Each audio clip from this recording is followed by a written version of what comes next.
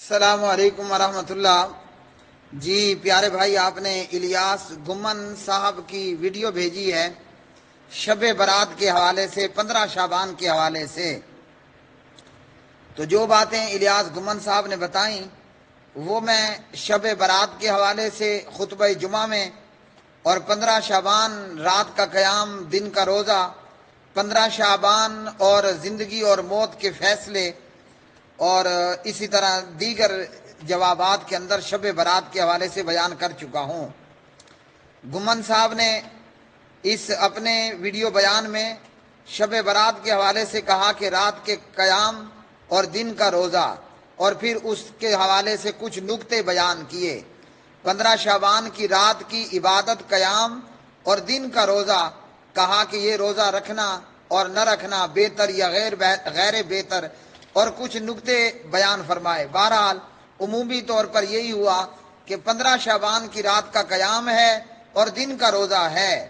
تو یہ روایت سندن ضعیف ہے، جو کہ میں شب برات کے حوالے سے جوابات کے اندر اور خطبات کے اندر بیان کر چکا ہوں۔ 15 شعبان، نصف شعبان کی رات کا قیام اور دن کا روزہ روایت سندن ضعیف ہے اور ثابت نہیں ہے۔ اسی طرح 15 شعبان کی رات کو نام اور رزق اور وفات، مرنے کا معاملہ ہوتا ہے، تو یہ بھی ثابت نہیں ہے۔ گمن صاحب نے کہا کہ اس رات اللہ تعالیٰ یعنی 15 شعبان، نصف شعبان کی رات کو اللہ سبحانہ و تعالیٰ آسمان دنیا پر نزول کرتے ہیں۔ تو یہ بھی میں شب برات کے حوالے سے خطبہ جمعہ میں اور جوابات کے اندر بتا چکا ہوں کہ 15 شعبان کو، نصف شعبان کی رات کو اللہ تعالیٰ آسمان دنیا پر نزول کرتے ہیں، یہ روایت بھی ضعیف ہے۔ جبکہ صحیح روایت صحیح مسلم میں یہ ہے کہ پیارے نبی علیہ الصلاۃ والسلام نے فرمایا، اللہ رب العالمین ہر رات کے آخری پہر میں، اللہ سبحانہ و تعالیٰ ہر رات کے آخری پہر میں آسمان دنیا پر تشریف لاتے ہیں۔ تو اس کا 15 شعبان کے حوالے سے کوئی تعلق نہیں۔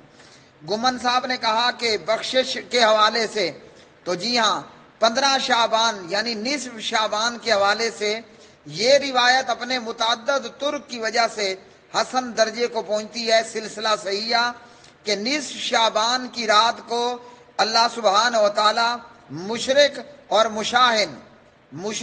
مشاہن، شرک کرنے والا اور کینہ پرور، اس کے ماں سوا اللہ رب العالمین لوگوں کی، مومنوں کی بخشش کرتا ہے۔ تو یہاں تک یہی صحیح ہے۔ باقی گمن صاحب کی بیان کردہ دیگر باتیں وہ روایات سندن اس معیار کی ہیں کہ ان سے حجت دلیل نہیں لی جا سکتی، اور ضعیف اور موضوع من گھڑت روایات ہیں۔